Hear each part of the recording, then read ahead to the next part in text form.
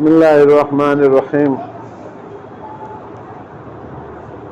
اللہ تعالیٰ فرماتا ہے سبحان الذی اسریٰ بعبدہ لیلا من المسجد الحرام الی المسجد الاقصی، پاک ہے وہ ذات جو لے گئی اپنے بندے کو یعنی رسول اللہ صلی اللہ علیہ وسلم کو رات کے وقت میں مسجد حرام سے مسجد اقصی تک۔ آپ صلی اللہ علیہ وسلم بیت اللہ کے قریب میں ایک گھر میں آرام فرما رہے تھے، رات کا وقت تھا، تو آپ کے گھر کی چھت کھلتی ہے، فرشتے آتے ہیں اور آپ کے لیے آسمانی سواری لے کر آتے ہیں۔ آسمان سے سواری آتی ہے جس کو آپ براق کہتے ہیں، آپ صلی اللہ علیہ وسلم کو اس پر بٹھایا جاتا ہے اور پھر آپ صلی اللہ علیہ وسلم سیر کر رہے ہیں آسمانوں کی۔ راستے میں آپ صلی اللہ علیہ وسلم نے بہت سارے عجائبات دیکھے۔ ایک جگہ بہت سارے درختوں کے کھجور بہت تھے ایک بستی میں۔ جبرائیل امین نے بتایا کہ یہ وہ جگہ ہے جہاں آپ ہجرت کر کے آئیں گے، یہ مدینہ ہے، یہاں پر آپ اتر جائیے اور نماز پڑھ لیجئے۔ آگے بڑھے تو ایک جگہ سے گزرے تو جبرائیل نے کہا کہ یہاں بھی آپ نماز پڑھ لو، یہ وہ جگہ ہے جہاں موسیٰ علیہ السلام کو اللہ نے نبوت عطا فرمائی تھی۔ اور آگے بڑھے تو جبرائیل نے کہا کہ یہاں بھی آپ نماز پڑھ لیجئے، یہ وہ جگہ ہے جہاں پر شعیب علیہ السلام کا گھر تھا۔ اور آگے بڑھے کیونکہ یہاں بھی آپ نماز پڑھیں، وہ حضرت عیسیٰ علیہ السلام کی پیدائش کی جگہ تھی۔ پھر آپ آگے بڑھے تو ایک بوڑھیا نے آپ کو آواز دی۔ جبرائیل علیہ السلام نے کہا کہ آگے بڑھیے، جواب نہ دیجیے۔ پھر اور آگے بڑھے تو دیکھا ایک بوڑھا مرد ہے، اس نے بھی آپ کو آواز دی، لیکن جبرائیل نے کہا کہ اس کی بھی جواب نہ دیں، آگے بڑھیں۔ پھر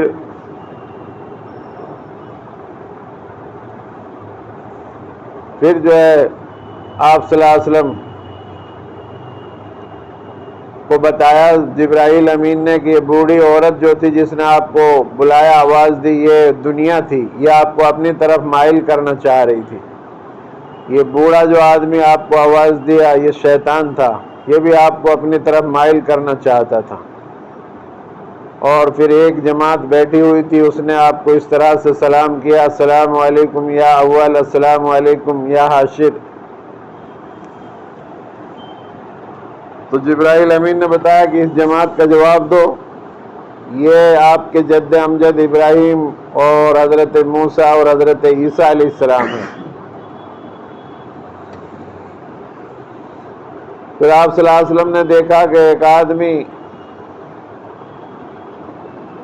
کچھ آدمی ہیں جو اپنے چہروں کو، ان کے ناخن تانبے کے تھے، وہ ان تانبے کے ناخنوں سے اپنے چہروں کو نوچ رہے تھے اور خونوں سے لہو لہان ہو رہے تھے۔ آپ کو بتایا گا کہ وہ لوگ ہیں جو دوسروں کی غیبت کرتے تھے۔ پھر اور آپ آگے بڑھے تو دیکھا کہ ایک آدمی ہے جو گوتا لگا رہا ہے ایک پانی کے اندر، اور اس کے منہ میں پتھر کا ڈالا جا رہا ہے، اور یہ معاملہ اس کے ساتھ ہو رہا ہے، کبھی نکالا جا رہا ہے، کبھی ڈالا جا رہا ہے۔ تو اللہ کے رسول صلی اللہ علیہ وسلم نے معلوم کہ کون ہے، بتایا گا کہ یہ وہ ہے جو سود کھاتا تھا۔ اس طرح سے بہت سارے عجیب چیزیں آپ صلی اللہ علیہ وسلم نے راستے میں دیکھی۔ پھر آپ صلی اللہ علیہ وسلم بیت المقدس میں گئے۔ بیت المقدس میں آپ نے تمام انبیاء کی نماز پڑھائی اور بہت سارے فرشتے بھی آسمان سے آئے اور جبرائیل نے اذان دی اور آپ نے نماز پڑھائی۔ نماز پڑھانے کے بعد تمام انبیاء سے آپ کی ملاقات ہوئی۔ پھر آپ آسمان کی طرف اور بڑھے، اللہ نے آپ کو بلایا اور اللہ سے آپ کی ملاقات ہوئی۔ ان دونوں سفر سے حرم سے شروع ہوا یہ سفر اور بیت المقدس پر پہنچا، پھر وہاں سے آسمان پر۔ تو اس سفر سے مطلب یہ ہے کہ مکہ کے مشرکین نے جو بیت اللہ پر قبضہ کر رکھا تھا اور اس میں کسی کو نماز نہیں پڑھنے دیتے تھے، مسلمانوں کو پریشان رکھتے تھے، اور ادھر فلسطین پر بھی قبضہ کر رکھا تھا، تو اس کا مطلب یہ تھا کہ اب یہ تمہیں جگہ چھوڑنی پڑے گی اور یہ اقتدار جناب رسول اللہ صلی اللہ علیہ وسلم کو سونپا جائے گا۔ آسمانوں پر اللہ سے آپ کی ملاقات ہوئی، بات چیت ہوئی، اللہ نے آپ کو یہ نماز عطا فرمائی۔ اس طرح سے اللہ تبارک و تعالیٰ فرماتا ہے، اور فرماتا ہے عبادت صرف اللہ کی کرو، والدین کے ساتھ نیک سلوک کرو، رشتہ داروں، مسکینوں، مسافروں کا حق دو، فضول خرچی نہ کرو، اگر کسی کی ضرورت پوری نہ کرو تو نرمی سے جواب دے دو، نہ کنجوسی کرو نہ فضول خرچی، اعتدال کی راہ اختیار کرو، اپنی اولاد کو مفلسی کے خوف سے قتل نہ کرو، زنا کے قریب بھی نہ پھٹکو، بغیر قانونی جواز کے کسی کو قتل نہ کرو، قانونی حدود سے باہر یتیم کے مال کے پاس بھی نہ پھٹکو، باہمی قول و قرار کی پابندی کرو، ناپ تول میں کمی بیشی نہ کرو، جس بات کا تمہیں علم نہ ہو اس کے پیچھے مت پڑو، غرور تکبر کی چال نہ چلو، یہ وہ حکمت کی باتیں ہیں جو تمہارے رب نے تم پر وحی کی ہیں۔ اس طرح سے اللہ تبارک و تعالیٰ امت کو نصیحت فرما رہا ہے قرآن مجید میں۔ اس کے بعد میں جو نوجوان بچے تھے جنہیں اپنے ایمان کی بچانے کی فکر تھی، وہ تھے اصحاب کہف۔ اصحاب کہف چند نوجوان بچے تھے جنہوں نے اپنے ایمان کی فکر کی اور ایک جگہ آ کر اکٹھے ہو گئے اور اس غار کے اندر چلے گئے۔ وہ ظالم بادشاہ تھا، وہ جو ہے اسلام سے پھیرتا تھا، دین سے پھیرتا تھا اور بے دینی اور کفر کرواتا تھا اور ایمان والوں پر زیادتی کرتا تھا۔ یہ اپنے ایمان کو بچانے کے لیے ایک جگہ جمع ہو گئے، چند نوجوان، انہیں اپنے ایمان کی فکر ہوئی تو اللہ نے ان کی مدد فرمائی، اور یہ غار کے اندر اللہ تبارک و تعالیٰ نے ان کو سلا دیا، اور 320 سال تقریباً یہ سوتے رہے۔ ان کا کتا بھی ان کے ساتھ تھا، ان کی غار کے سامنے بیٹھا رہا۔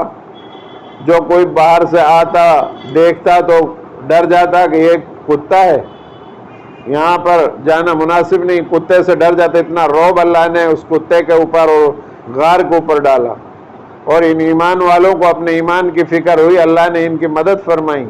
نوجوان بچوں کو سبق حاصل کرنا چاہیے ان نوجوان اصحاب کہف کے لوگوں سے کہ انہوں نے اپنے ایمان کی حفاظت کے لیے اپنا گھر چھوڑا، اپنا مکان چھوڑا، اپنی تمام چیزیں چھوڑی، اور اپنے ایمان کی ان کو کتنی فکر تھی۔ اللہ نے پھر ان کو کیسی مدد کی اور ان کے ذریعے سے کتنے لوگوں کو اللہ نے ہدایت عطا فرمائی۔ جب یہ 320 سال کے بعد اٹھتے ہیں تو ایسا ان کو محسوس ہوتا ہے جیسے ہم کل سوئیں، صبح سوئیں، شام ہو گئی، شام کو سوئیں، صبح ہوئی۔ آپس میں مشورہ کیا کہ ایسا ہے حلال غذا لے کر آؤ کھانے کے لیے، کھانے کی بھی حلال کی فکر رہی ان کو۔ ان کے پاس جو سکہ تھا وہ پرانا تھا، 320 سال ہو چکے تھے، وہ کرنسی تبدیل ہو چکی تھی۔ بازار میں گئے تو وہاں جا کر دکھایا، کھانا لیا، لینے کے بعد پیسہ دیا تو کہا کہ یہ تو کھوٹا پیسہ، یہ تو رواج ہی ختم ہو گئے، تو بہت پرانا سکہ ہے، تمہیں کہیں سے خزانہ مل گیا ہے۔ اس وقت کا بادشاہ اچھا تھا، ہوتے ہوتے یہ بات اس بادشاہ کے پاس پہنچی، وہ بھی آ گیا اور اس نے، اس نوجوان نے ساری بات بتائی کہ ہم اس بادشاہ سے اپنے ایمان کو بقا کے لیے، اپنی حفاظت کے لیے، بچانے کے لیے غار میں سوئے، اور ہمیں تو ایسا ہی محسوس ہو رہا ہے، ایسا لگ رہا جیسے صبح سوئے تھے شام ہو گئی، یا شام کو سوئے تھے صبح ہو گئی۔ تو اللہ نے 320 سال کے بعد ان کو اٹھایا۔ جب اللہ 320 سال کے بعد اٹھا سکتا ہے تو مرنے کے بعد دوبارہ نہیں اٹھائے گا کیا؟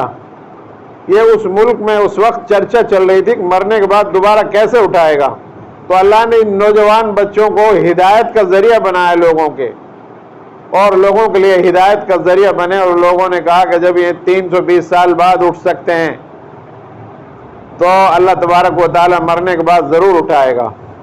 اس طرح سے ان کے واقعے کے اندر نوجوان بچوں کو، سارے لوگوں کو عبرت حاصل کرنی ہے، اپنے آپ کو لہو لعب میں ادھر ادھر کی باتوں میں نہ لگا کر اپنے دین پر جمنے کی کوشش کریں، لا یعنی فضول باتوں سے، بے حیائی کے کاموں سے نوجوان بچے اور ان اصحاب کہف کے واقعے سے عبرت حاصل کریں۔ اس کے بعد ذوالقرنین بادشاہ تھا جو بڑا ہی نیک آدمی تھا، اس کا واقعہ بیان ہوا۔ مشرق سے مغرب تک، شمال سے جنوب تک اللہ نے اس کو حکومت عطا فرمائی، اس نے چکر لگایا لیکن وہ اللہ کو نہ بھولا۔ مشرکین مکہ کو اللہ تنبیہ کر رہا ہے کہ اتنا بڑا بادشاہ ہو کر کہ وہ خدا کو نہیں بھول رہا، اور تم خدا کی طرف نہیں آ رہے، باطل معبودوں کی پرستش کر رہے ہو، پوجا کر رہے ہو۔ تو اللہ تبارک و تعالیٰ اس طرح سے فرما رہا ہے۔ موسیٰ اور خضر کا واقعہ بیان ہوا۔ موسیٰ علیہ السلام اور خضر کا واقعہ بڑا دلچسپ ہے۔ ابھی آپ حضرات کافی ٹائم ہو رہا ہے، اب لمبا ہو جائے گا، میں یہی واقعہ بتاؤں گا اور باقی انشاءاللہ کل بتاتا ہوں۔ اللہ تبارک و تعالیٰ اس طرح سے بہت سارے واقعے بیان فرما رہا، ہمیں عبرت حاصل کرنی چاہیے۔ اللہ ہم سب کو عمل کی توفیق عطا فرمائے۔